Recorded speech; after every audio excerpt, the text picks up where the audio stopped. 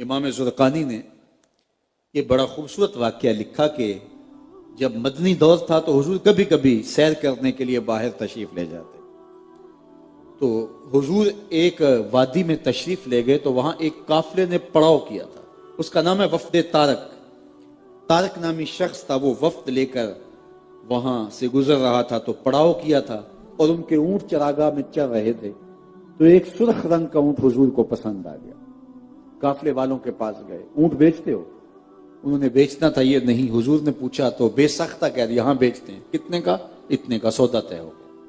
فرمایا تاجرانہ غرض سے تو آیا نہیں، میں تو سیر کرتا ہوا باہر نکلا اور تمہارا اونٹ اچانک پسند آ گیا، تو اگر تم مجھے اونٹ دے دو تو میں اپنے شہر جا کے اس کی قیمتوں میں بیچ دیتا ہوں۔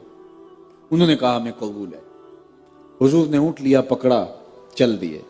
جب تک حضور نظر آتے رہے وہ کھڑے حضور کو دیکھتے رہے، جب نظروں سے اوجھل ہو گئے تو دل پہ ہاتھ رکھ کے کھڑے ہو گئے۔ تھوڑی دیر کے بعد سکتے سے باہر آئے تو ایک دوسرے سے پوچھنے لگے یار تم میں سے اسے کوئی جانتا ہے؟ انہوں نے کہا ہم تو نہیں جانتے۔ تو کہا یار عجیب آدمی ہو، ایک شخص آیا اونٹ لے گیا اور اونٹ بھی ادھار، اور تم اسے جانتے بھی نہیں۔ جب آپ کسی سے نقد سودا لیتے ہیں تو اس کا عطا پتہ پوچھنے کی آپ کو ضرورت نہیں ہوتی، اور آپ اگر کسی کو ادھار دیتے ہیں یا تو آپ اسے جانتے ہوتے ہیں یا درمیان میں کوئی ضامن ہوتا ہے یا کچھ چیز وہ گروی رکھتا ہے۔ تو کہا ایک شخص آیا اسے تم جانتے نہیں اور اونٹ بھی قیمتی لے گیا، نہ کسی نے اس کا پتہ پوچھا، نہ کسی نے کوئی ضامن دیا، نہ کوئی درمیان میں کوئی شے گروی رکھی۔ یار سب کی عقل پہ پردہ آ گیا، وہ آیا اور اپنے حسن کا جادو جگا کے اونٹ ہتھیا کے لے گیا۔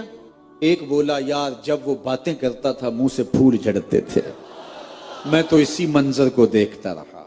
اذا تکلم رویا کالنور یخرج من بین ثنایاہ۔ دوسرا بولا یار جب وہ مسکراتا تھا نا سامنے والے پہاڑوں پہ عکس پڑتا تھا۔ اذا تکلم اذا ضحک کاد یتلالو فی الجدر۔ تیسرا بولا یار میں تو اس کی زلفوں کے پیچ و تاب میں کھو گیا۔ ایک بولا میں تو اس کی آنکھیں ہی دیکھتا رہ گیا، کیا خوب سجن دیاں اکھیاں نے، کیا خوب سجن دیاں اکھیاں نے، جویں پر کے سرائیاں رکھیاں نے۔ تو اجے میرا یار نہیں ڈٹھا جنوں ویکھ کے چن شرماوے، ادھی راتی دن چڑھ جاوے جیو رخ تو نقاب اٹھاوے، تے جیو نکلے سیر کرن نو سارا گلشن سیس نواوے اتے دھرتی لف لف جاوے، جے ہاتھ پھلاں وچ رکھدا ہاتھ پھلاں تو ود جاوے، توبہ توبہ حسن سجن دا چال نہ چلی جاوے، بجلی ڈردی لشک نہ مارے متاں بے ادبی ہو جاوے، جے او کھولے پیچ زلف دے اتے راہی راہ پل جاوے، علم خدا نے اینا دتا عقلاں وچ نہ آوے، عقل خدا نے اینی دتی علماں وچ نہ آوے، کیے جاز نظر وچ او دی جو آوے وک جاوے، خلق او دے نے مول ای دنیا کوئی ودلائی جان بچاوے، آزم ایڈا سونا ماہی سانو کدرے نظر نہ آوے۔ یار عجیب بات ہے، اس کے حسن کا جادو ایسا چلا کہ تمہیں ہوش ہی نہ رہی۔ اور میرے امام بولے بلبل نے گل ان کو کہا، بلبل نے گل ان کو، بلبل کی انتہائی پرواز تو یہی ہے کسی کو پھول کہہ دے، وہ پھول سے آگے تو سوچ بھی نہیں سکتی، اس نے بھی پھول کہہ دیا۔ بلبل نے گل ان کو کہا، کمری نے سروے جاں فضا، حیرت نے جھنجھلا کر کہا یہ بھی نہیں وہ بھی نہیں، خورشید تھا کس زور پر کیا بھڑ کے چمکا تھا قمر، بے پردہ جب وہ رخ ہوا یہ بھی نہیں وہ بھی نہیں۔ کہا یار ایک شخص آیا اور اونٹ لے گیا اور تم نے اس کا پتہ بھی نہیں پوچھا، اور وہ اپنے حسن کا جادو جگا کے قیمتی اونٹ ہتھیا کے لے گیا۔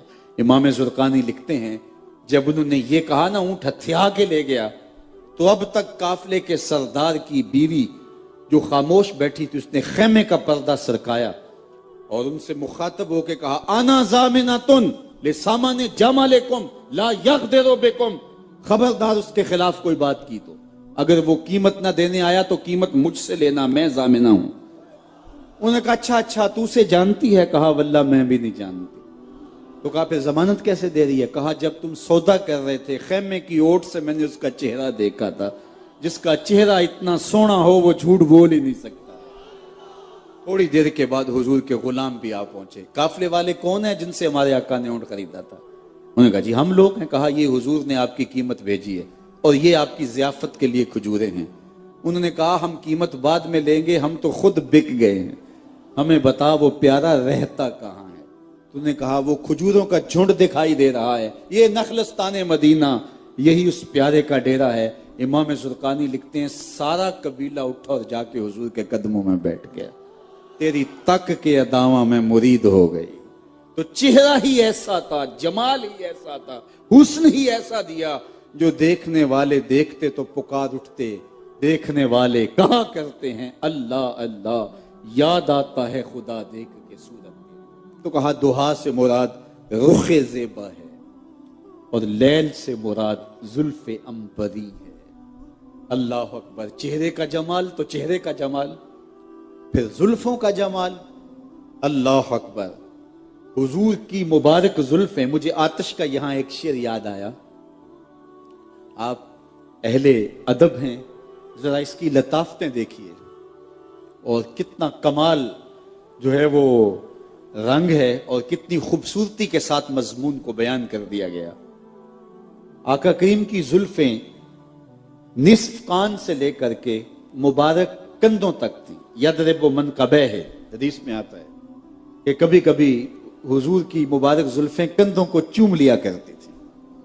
سیاہ گھنی زلفیں ہلکا سا خم لیے ہوئے, اور آقا کریم علیہ الصلوۃ والسلام کی مبارک گردن جس طرح چاندی کی سراہی ہوتی ہے, اور کالی زلفوں کے اوٹ سے جب حضور کی مبارک گردن نظر آتی تھی تو آتش کا ذرا انداز یہاں دیکھیے.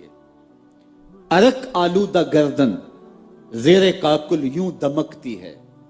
ذرا اس کا شعر کا جمال دیکھیے اور پھر رخ مصطفیٰ کا تصور کیجئے, اور سیاہ گھنی زلفوں کی اوٹ سے حضور کی مبارک گردن کی چمکتی ہوئی کیفیات کو اپنی روحوں میں سمو لیجئے. عرق آلودہ گردن زیر کاکل یوں دمکتی ہے, اندھیری رات ہے برسات ہے بجلی چمکتی ہے. عرق آلودہ گردن زیر کاکل یوں دمکتی ہے, اندھیری رات ہے برسات ہے بجلی چمکتی. تو حضور کی خمدار زلفیں. اللہ اکبر. اچھا میں یہاں یہ بھی کہنا چاہوں گا کہ شاعر کا جی تو چاہتا ہے کہ زلفوں کو شب کہا جائے, اور شاعر محبوب کی زلفوں کو شب اور چہرے کو چراغ کہتے آئے ہیں. حافظ شیرازی کا ایک شعر ہے, بفروغ چہرائے زلفت رہے دل زند ہما شب, چے دلاورس دزدے کے بشب چراغ دارد. کہتا ہے کہ سیاہ رات کے اندر چہرے کا چراغ جلا کے لوگوں کے دل لوٹ رہا ہے. کتنا بہادر ہے کہ چراغ جلا کے لوٹ رہا ہے.